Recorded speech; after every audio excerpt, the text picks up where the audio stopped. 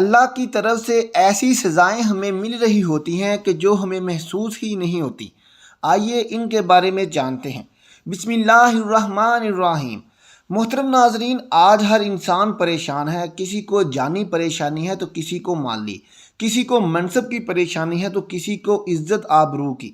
امیر اپنی کوٹھی میں پریشان ہے تو غریب اپنی جھونپڑی میں۔ کوئی روزگار اور حالات سے نالا ہے تو کوئی عزیز و اقارب اور دوست و احباب سے شاکر۔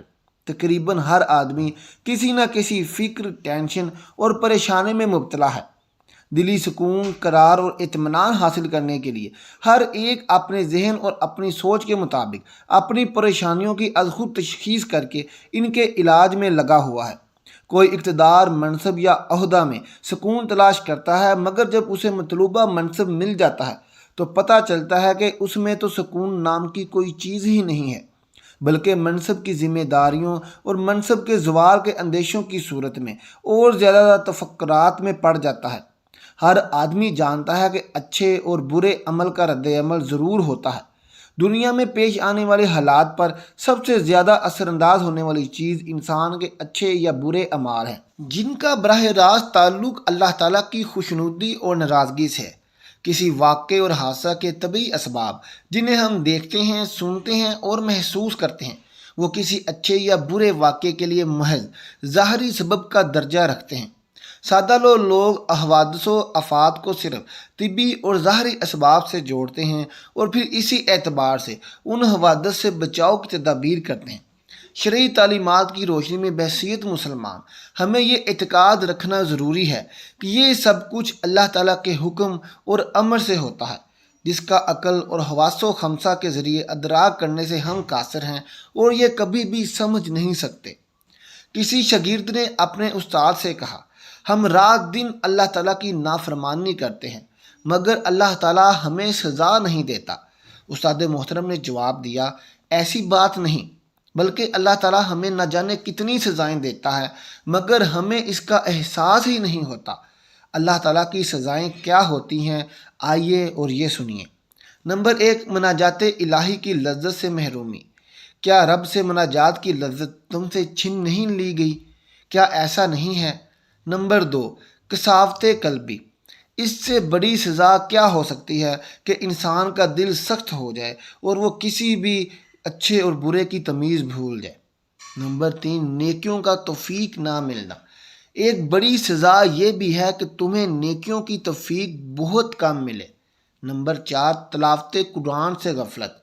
کیا ایسا نہیں ہوتا کہ دن کے دن گزر جاتے ہیں مگر تلاوت قرآن کی توفیق نہیں ملتی، بلکہ بعض اوقات قرآن کی یہ آیت سنتے ہیں جس میں اللہ تعالیٰ نے فرمایا ہے کہ اگر یہ قرآن پہاڑ پر نازل ہوتا تو اللہ کے خوف سے وہ ریزہ ریزہ ہو جاتا۔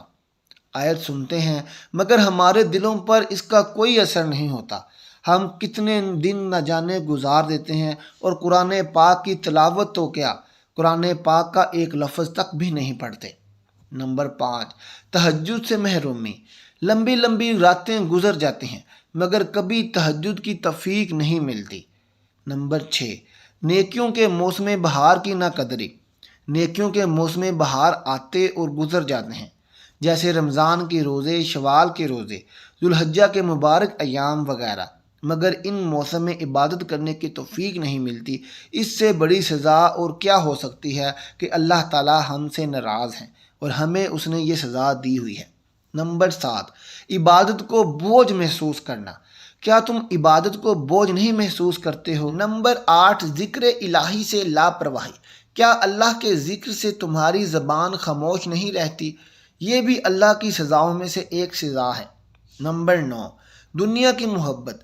کیا تم مال و دولت اور منصب و شہرت کی بے جا حرص و لالچ میں مبتلا نہیں ہو؟ اس سے بڑی سزا اور تمہارے لیے کیا ہو سکتی ہے کہ اللہ تعالیٰ نے تمہیں دنیا کی لالچ میں مبتلا کر دیا ہے۔ نمبر 10، نفسانی خواہشات کے سامنے شکست۔ کیا نفسانی خواہشات کے سامنے خود کو کمزور نہیں محسوس کرتے؟ بالکل، یہ بھی ایک اللہ کی طرف سے دی گئی سزا ہے۔ نمبر 11، کبیرہ گناہوں کو معمولی سمجھنا۔ کیا ایسا نہیں کہ تم بڑے بڑے گناہوں کو معمولی اور حقیر سمجھتے ہو، جیسے جھوٹ، چغلی، غیبت وغیرہ؟ نمبر 12، فضول کاموں میں مشغولیت۔ کیا بیشتر اوقات تم فضول اور لا یعنی چیزوں میں مشغول نہیں رہتے؟ یہ بھی اللہ کی ایک سزا ہے۔ نمبر 13، آخرت سے غفلت۔ کیا تم نے آخرت کو بھلا کر دنیا کو اپنا سب سے بڑا مقصد نہیں بنا لیا؟ یہ ساری محرومیاں اور بے توفیقی بھی اللہ کی طرف سے عذاب اور سزائیں ہیں، مگر ہمیں اور آپ لوگوں کو اس چیز کا احساس نہیں ہوتا۔ محترم خواتین و حضرات، یاد رکھو اللہ تعالیٰ کا یہ بہت معمولی عذاب ہے جسے ہم اپنے مال و اولاد اور صحت میں محسوس کرتے ہیں، اور حقیقی عذاب اور سب سے خطرناک سزا وہ ہے جو دل کو ملتی ہے۔ اللہ تعالیٰ نے حالات کو انسانی اعمال سے جوڑا اور وابستہ فرمایا ہے، چنانچہ انسان کے نیک بد اعمال کی نوعیت کا اعتبار سے احوال مرتب ہوتے ہیں۔ صحت و مرض، نفع نقصان، کامیابی و ناکامی، خوشی غمی، بارش و خشک سالی، مہنگائی اور درازانی، بدامنی، دہشت گردی، وبائی امراض، زلزلہ، طوفان، سیلاب وغیرہ، یہ سب ہمارے نیک اور بد اعمال کا ہی نتیجہ ہوتے ہیں جو ہمیں اللہ کی طرف سے ملتے ہیں۔